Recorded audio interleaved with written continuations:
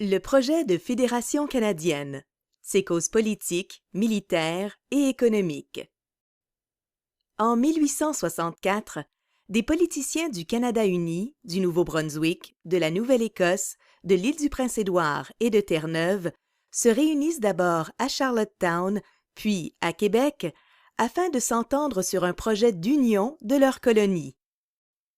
Ce projet de fédération vise à trouver une solution aux difficultés politiques, militaires et économiques auxquelles les colonies britanniques d'Amérique du Nord font face à cette époque.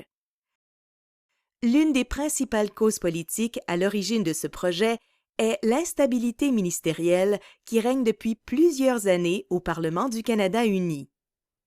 Entre 1854 et 1864, pas moins de 10 gouvernements différents se succèdent, provoquant la tenue de 4 élections en moins de 10 ans.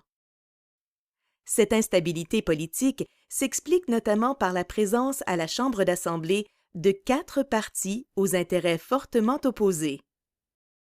En juin 1864, George Brown du parti Clear Grit, John A. Macdonald du Parti libéral conservateur du Haut-Canada et Georges-Étienne Cartier du Parti bleu s'allient pour mettre fin à cette crise politique. Ensemble, ils forment la Grande Coalition, un gouvernement qui obtient la confiance d'une majorité de députés. Le gouvernement de la Grande Coalition souhaite demander à Londres d'abolir l'acte d'union pour créer une fédération du Bas-Canada et du Haut-Canada. Il souhaite même, si possible, créer une fédération de toutes les colonies britanniques d'Amérique du Nord, où les pouvoirs seraient répartis entre un gouvernement central et des gouvernements régionaux. Leur projet de fédération vise également à faire face à un éventuel conflit armé avec les États-Unis ou une guerre civile, la guerre de Sécession, fait rage depuis 1861.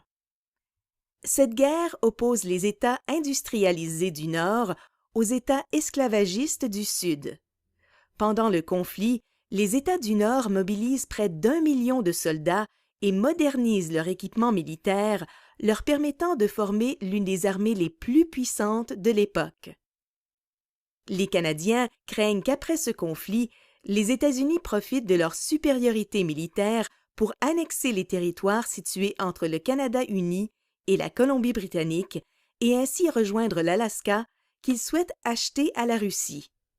Plusieurs politiciens canadiens redoutent également que les Américains envahissent des colonies britanniques d'Amérique du Nord. Désormais privés du soutien militaire du Royaume-Uni, qui leur envoie de moins en moins de troupes, les colonies britanniques veulent s'unir pour accroître leurs forces militaires et se protéger mutuellement en cas d'attaque. Elles souhaitent également développer le commerce intercolonial. Depuis la fin des années 1850, les relations commerciales entre le Canada uni et les États-Unis sont en effet de plus en plus tendues, ce qui annonce la fin prochaine du traité de réciprocité signé en 1854. La fin de cet accord de libre-échange force le Canada uni à trouver de nouveaux marchés pour ses produits, notamment en développant des liens commerciaux avec les colonies des Maritimes. Fédérer les colonies britanniques permettrait non seulement de créer ce marché intérieur, mais aussi de financer plus facilement la construction d'un chemin de fer intercolonial, une infrastructure essentielle au commerce et à la défense du territoire. Ce nouveau chemin de fer prolongerait celui du Grand Tronc pour relier le Canada uni au Nouveau-Brunswick et à la Nouvelle-Écosse. Les politiciens du Haut-Canada souhaitent également construire un chemin de fer transcontinental vers l'ouest pour rejoindre la Colombie-Britannique et l'océan Pacifique. Au regard de ces raisons politiques, militaires et économiques, les 3 chefs de la Grande Coalition fondent beaucoup d'espoir dans leur projet de fédération. Il leur reste toutefois à convaincre les politiciens des autres colonies britanniques d'Amérique du Nord des avantages de ce projet, une tâche qui s'annonce délicate, car toutes les colonies ne partagent pas les mêmes intérêts face à la création d'une fédération.